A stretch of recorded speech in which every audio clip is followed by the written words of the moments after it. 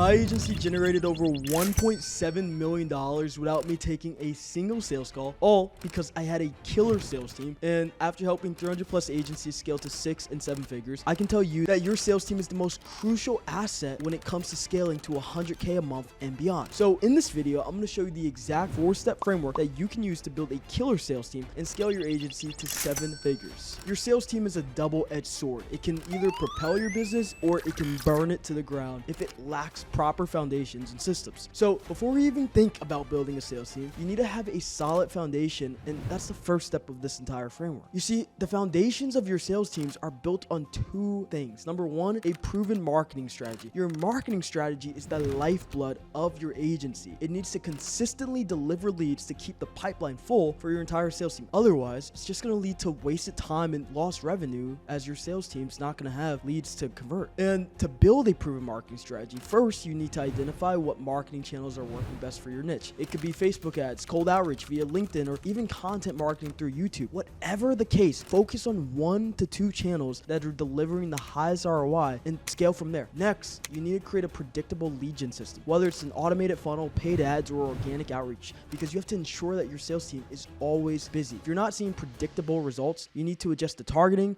the messaging, or offer until something clicks. This is the first step to building a solid foundation for your sales team. Number 2, a repeatable sales process. Once the leads start coming in, next, you need a repeatable sales process. Too many agency owners fly blind here. They let their sales reps wing it and handle each call differently, but all this leads to is inconsistency and unpredictability in revenue. You don't want every call to be a new challenge for your sales team. And while you can't completely script the process, sales does involve human emotions, you do want to systemize it as much as possible. And by systemizing, I mean having a clearly defined customer journey. You need to define every step from the moment a lead enters your pipeline to when they sign on as a paying client. What are all the steps in between? How often do you follow up after the initial call? Studies show that most deals require at least 5 to 7 touch points. So you need a structured follow-up process that outlines the timing and content of every single touch point. It's not just about the sales process either. It's about having robust sales operations and tracking your KPIs. Do you have appointment reminders in place to reduce no-shows? What's the typical show rate and close rate for these appointments? The beauty of a systemized sales process is that you can keep refining it over time as you start noticing patterns. Maybe some follow-up scripts work better than others, or you find a gap where leads drop off. By analyzing and dialing in these systems, you set a solid foundation for your sales team and you create a scalable sales machine. Now, once you have these foundations in place, you're ready to start hiring for your sales team. But let me warn you right now, hiring the wrong person can not only cost you hundreds of thousands of dollars in training costs, but it could also damage your reputation. That's why when Matt and I were scaling the agency to 300K per month, we prioritized culture fits over someone who was super skilled when it comes to sales, because it's easier to teach sales techniques than to mold someone's characters or values. And by culture, I mean the company's vision, the values, and the environment. Does this person believe in the bigger picture of what your company is trying to achieve? Do they share the same core principles? Will they thrive in your company's work environment? Are they in alignment with what you're trying to achieve? And you might come across someone who's a rock star closer, but they don't vibe with the team, or they don't buy into the company's long-term goals. They're going to cause way more damage than they're worth. And I like to use platforms like Facebook groups, LinkedIn, and join communities where people are already actively looking for the roles I need. And in addition to this, I like to work with recruiters to save time and make sure that I get super high quality candidates. And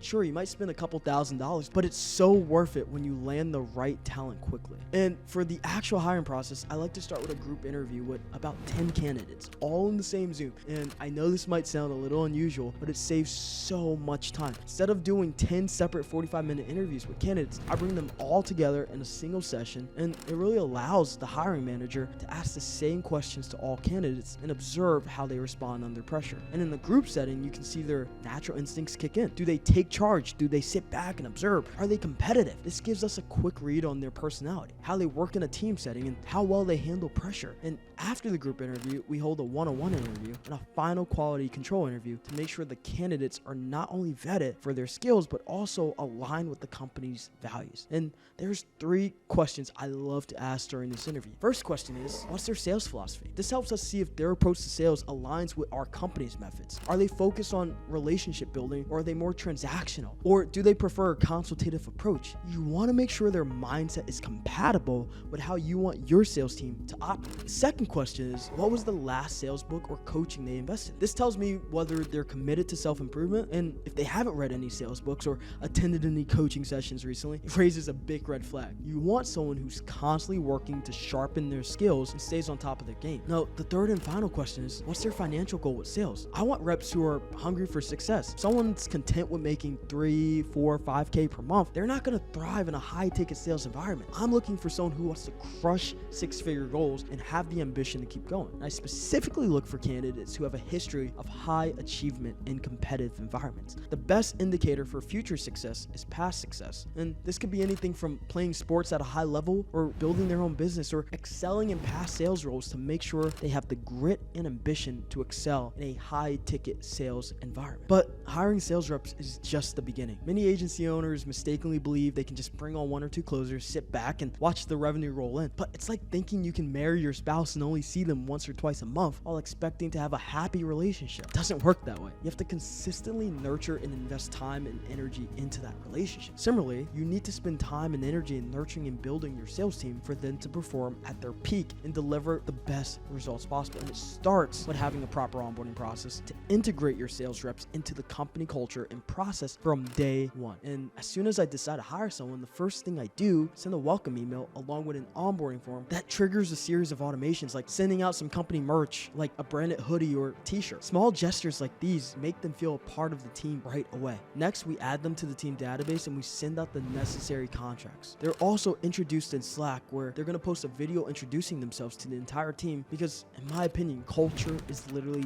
everything. And after the initial materials, we set up an onboarding call where we literally lay out expectations like we do with our clients to make sure that our team is fully bought in to the company culture and the vision. We also go over company-specific processes like how we use Slack at our agency, how we use Google Calendar at our agency, how we use our email and our CRM, right? Just because they've used these tools in the past doesn't mean they know how we use them in our own business. And along with role-specific processes. And once that's done, I hand them their entire playbook, and this outlines their entire training schedule and workflow week by week. Things like what should be completed by day 7, day 14, or day 28. We also introduce scorecards that clearly define each employee's KPIs. For example, if they're a closer, their scorecard's going to detail how much cash they need to collect and the metrics they should be aiming for, like close rates or show rates. And lastly, it's important to have an ascension plan in place. If they're a setter, show them how they can become a closer. And if they're a closer, explain how they can move up to a sales manager. People join startups for growth, and if they don't give them the opportunity to level up, they're going to eventually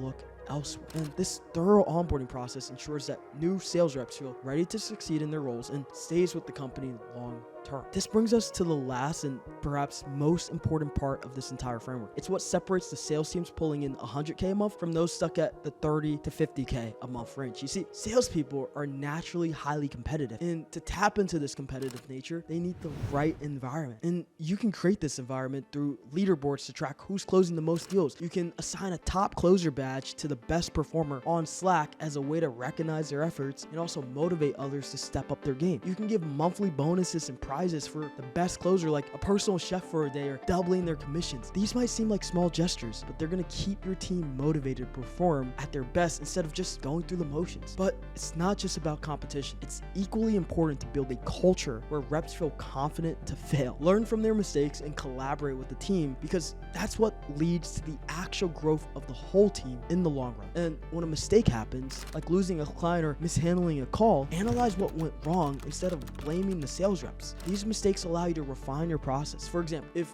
multiple sales reps are making the same error, it may indicate there's a flaw in the script or training materials. It's probably you, it's not them. Even with the best onboarding, training, and support, some sales reps are inevitably going to underperform. And it's important to address this super quickly by identifying the root cause, whether it's a lack of skill, motivation, or just external factors. And when this happens, you can put in performance improvement plans, also known as PEPs, and this is going to give reps a structured path to improve with clear expectations and timelines. At the core, sales is all about leadership. The job of the closer is to guide a potential client toward a purchase, and their role as the leader is to guide the closer to be their best. But leadership isn't about barking orders. It's about providing a clear vision that inspires your sales team to hit their goals while allowing them the freedom to take risks, fail, and ultimately grow. However, if a new hire is clearly not working out, despite your best efforts, it's important to fire them super quickly rather than holding on and hoping for improvement, because one rotten apple can spoil the entire bunch, and one underperforming sales rep can drag the entire morale and performance of the entire team. So make sure you maintain a pipeline of sales talent. This means continuously recruiting even when you don't have an immediate vacancy, because having a bench of pre-vetted candidates ensures you can scale quickly when needed or replace underperformers without the business suffering. You know, there's this quote that we used to always say at our company: the best and most successful companies never stop selling and they never stop recruiting. This is the exact blueprint we follow to build killer sales teams and help 300 plus agencies scale to 6 and 7 figures. So if you're interested in working with me on a one-on-one level, do yourself a favor, click down below, book a call, and see how we can work together to scale your agency. See ya.